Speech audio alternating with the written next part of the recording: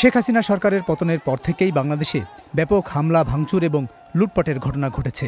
বিক্ষুব্ধ জনগণ গণভবন, প্রধানমন্ত্রীর কার্যালয় এবং সংসদ ভবনে ঢুকে ব্যাপক লুটপাট করেছে।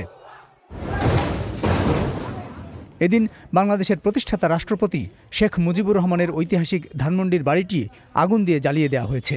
লুটপাট আর আগুনে নিশ্চিহ্ন হয়েছে স্মৃতি জাদুঘরটির সমস্ত কিছুই। 5ই আগস্ট থেকে সারা দেশে আওয়ামী লীগের দলীয় কার্যালয়, নেতাকর্মীদের বাড়িঘর ও ব্যবসা প্রতিষ্ঠান হামলা, অগ্নিসংযোগ ও ব্যাপক লুটপাটের শিকার হয়েছে।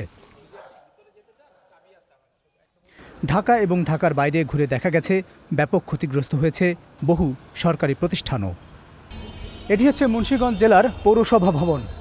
এই ভবনটি বিক্ষোভকারীদের হামলা, অগ্নিসংযোগ এবং ভাঙচুরে এমনভাবে ক্ষতিগ্রস্ত হয়েছে যে এটিতে এখন আর কোনো কার্যক্রম চালানো অসম্ভব।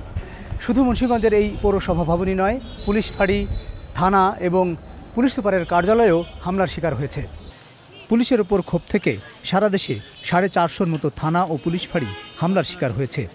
লুট হয়ে গেছে এসব থানার অস্ত্র, গুলি, যেটি নিয়ে তৈরি হয়েছে উদ্বেগ। গণ আন্দোলনে নেতৃত্ব দেয়া ছাত্র সমন্বয়করা বলছেন, সরকারি সম্পদ বিনষ্ট এবং প্রতিহিংসার পক্ষে তারা নয়। মুন্সিগঞ্জে লুট হওয়া মালামাল, এমনকি অস্ত্র উদ্ধারেও সহযোগিতার পদক্ষেপ নিয়েছে সমন্বয়করা। অনেক আর্মস সেটা হচ্ছে আপনার লুট হয়েছে, সেগুলো আমরা ছাত্ররা সরাসরি সংগ্রহ করতে পারি না। আমাদের নিজেদের একটা রিস্ক আছে যদি আর্মস থেকে কোনো রকম ফায়ারিং হয়, সেজন্য আমরা তাদের সহযোগিতা নিয়ে সেগুলো আমরা উদ্ধারের ব্যবস্থা করব। আমরা এই জন্য আমাদের যিনি সেনাবাহিনীর যারা সদস্য আছে, আমরা তাদের পূর্ণ সহায়তা চাই এবং আমরা তাদের পূর্ণ সহযোগিতা করতে এই বিষয়ে প্রস্তুত আছি। এদিকে গণ অভ্যুত্থানের পর থেকে বাংলাদেশের সংখ্যালঘুদের বাড়িঘর ও ব্যবসা প্রতিষ্ঠানে হামলা, লুটপাট এবং হুমকি দেওয়া হচ্ছে বলে অভিযোগ পাওয়া গেছে। মুন্সিগঞ্জে আক্রান্ত একটি হিন্দু পরিবারের সদস্যরা জানান, দিনে দুপুরে তাদের বাড়িতে হামলা হয়েছে। দরজার ছিল দেওয়া, এটা ধাক্কাইছে, আমি খুলিনি। পরে ওইখান দিয়া লাথি দিছে, ধাক্কা দিছে। পরে আমার হাজব্যান্ড খুলছে, খোলার পর বলতেছে, খোলার পরেই সাথে সাথে পিস্তল বের করে ওনারে ধরছে। যে এরকম সকালবেলা 9:30, 9টা বাজে যে এরকম ঘটনা কাহিনী হইব, মানে কল্পনা করতে পারি নাই। হিন্দু সম্প্রদায়ের অনেকেই বিষয়টি নিয়ে উদ্বিগ্ন। পুলিশ ও আইনশৃঙ্খলা বাহিনীর অনুপস্থিতির কারণে একটি ভীতিকর পরিবেশ তৈরি হয়েছে বলেও তারা বলছেন। ভয়টা তো ঢুকে যাচ্ছে, সবার মনে তো আতঙ্ক তৈরি হচ্ছে। বাংলাদেশের বিভিন্ন জায়গায় হিন্দু সম্প্রদায়ের বাড়িঘরে হামলা এবং লুটপাটের ঘটনা ঘটেছে, অভিযোগও উঠেছে এবং দেখা যাচ্ছে বিভিন্ন জায়গায় মন্দিরে এবং উপাসনালয়ে পাহারারও ব্যবস্থা করা হয়েছে মুসলমানদের পক্ষ থেকেই।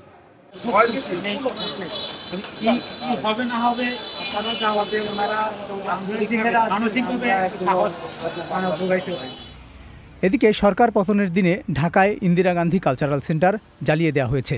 হামলা হয়েছে শিশু একাডেমিতে। ভাঙচুর করা হয়েছে ঢাকা বিশ্ববিদ্যালয় এবং বিভিন্ন স্থানে ভাস্কর্য। সারা দেশে অবস্থিত শেখ মুজিবের ভাস্কর্য ও মুরাল ভেঙে গুঁড়িয়ে দেওয়া হয়েছে। এছাড়া বাংলাদেশের বেশ কটি বেসরকারি টিভি চ্যানেলেও হামলা হয়েছে। ছাত্র আন্দোলনের নেতৃবৃন্দ, বিএনপি ও জামায়াতের পক্ষ থেকে সরকারি প্রতিষ্ঠান ও সংখ্যালঘু সম্প্রদায়ের বাড়িঘরে হামলা বন্ধের নির্দেশনা দেওয়া হয়েছে। অন্তর্বর্তীকালীন সরকারের প্রধান ডক্টর মোহাম্মদ ইউনূস ঢাকায় এসে তার প্রথম বক্তব্যে এসব হামলা, আক্রমণ বন্ধের আহ্বান জানিয়েছেন। আবুল কালাম আজাদ, বিবিসি বাংলা।